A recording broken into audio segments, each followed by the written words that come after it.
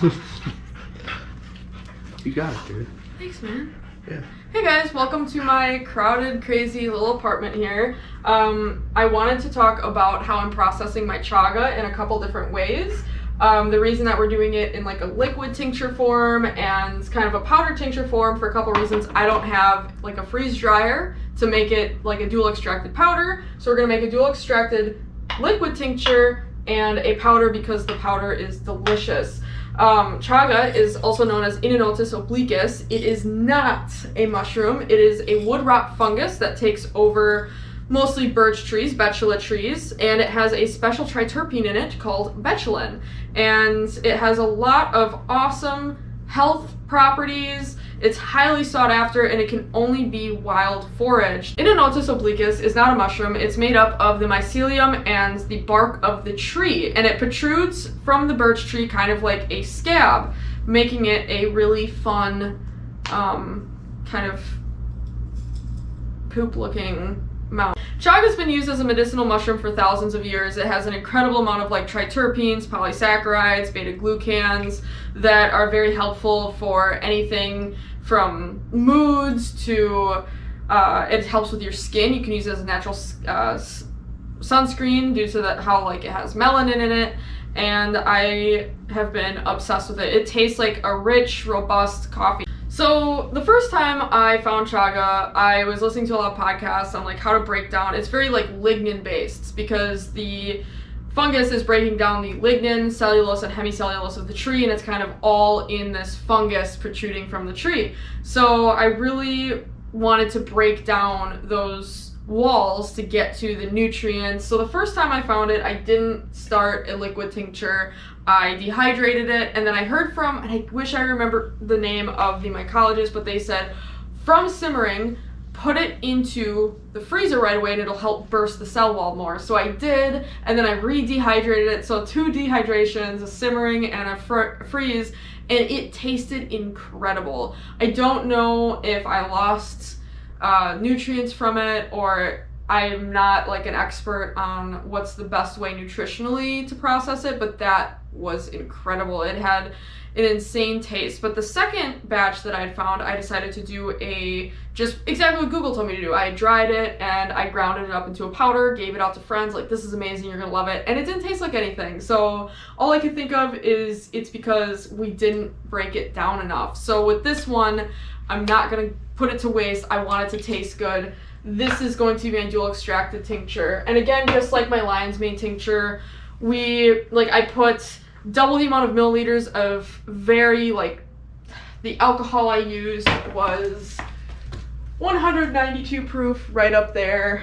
And we put double the amount of milliliters in that from the grams that I'd kind of like dehydrated and powdered up. Not super fine powder, but just kind of like made sure to break it up enough. And I shook it every day, and it's about 2 weeks now, so we can finish up this liquid tincture now. So we're gonna use our hydrometer again, and we're gonna test to see how much the alcohol content has went down. So it looks like we're at 80. It's a really strong alcohol content. We were at 96%, and we're going to use the same equation as we used in the lion's mane tincture. We'll put 80 here, and then 30% is my goal. I know a lot of people like 20 to 25%, so we'll divide it by that, and then by the amount of milliliters that we have of each of the alcohol extracts. I keep them separate. We're going to measure these completely separate. Okay. So the reason that we're keeping these separate, as you can see, is this one reads 75%, which is really vital to like changes everything. So we want to keep all of our jars separate. When you're simmering the chaga, it's going to be the same as any other tincture. You're going to want to cover it with enough water. It's going to simmer for at least 10 hours. I would use the crock pot, but we will be using that to simmer these for 24 hours. So while this is coming to a simmer, add water as you need so it doesn't run out over the 10 hours. We're going to put some water on our dried chaga here. And we're just going to put this on low for 24 hours, and then we're going to stick it right in the freezer. We're going to strain it and try and burst the cell walls just like we did the first time. Alright, awesome. So basically we're going to measure out the amount of milliliters that was in each of these separately. This is the 75%, so it looks like we're at 337 milliliters. I spilled. Yeah, so I did spill a little bit, but I put the amount of milliliters, and so then you do the percentage of alcohol divided by your goal alcohol content, and that's going to make it shelf stable, so you can keep it just in your medicine cabinet and it's not going to go bad for like a year or two.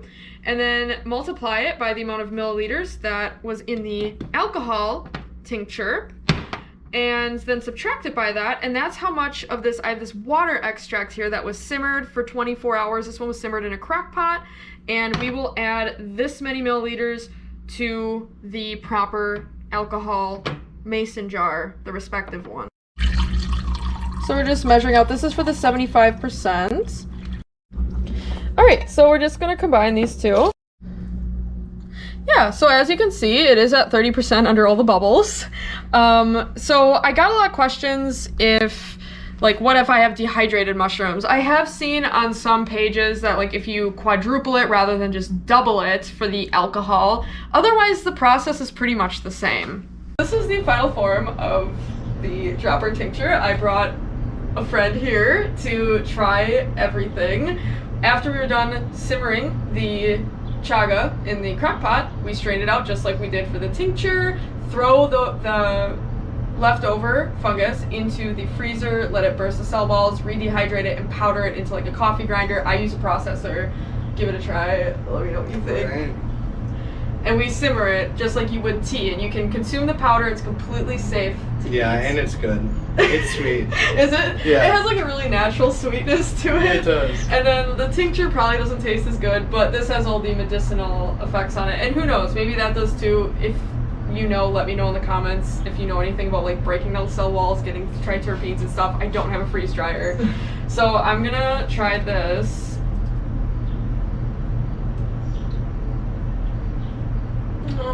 Yeah, you give this a try. I mean, it doesn't taste good, but that's a good sign on tinctures, as we all know.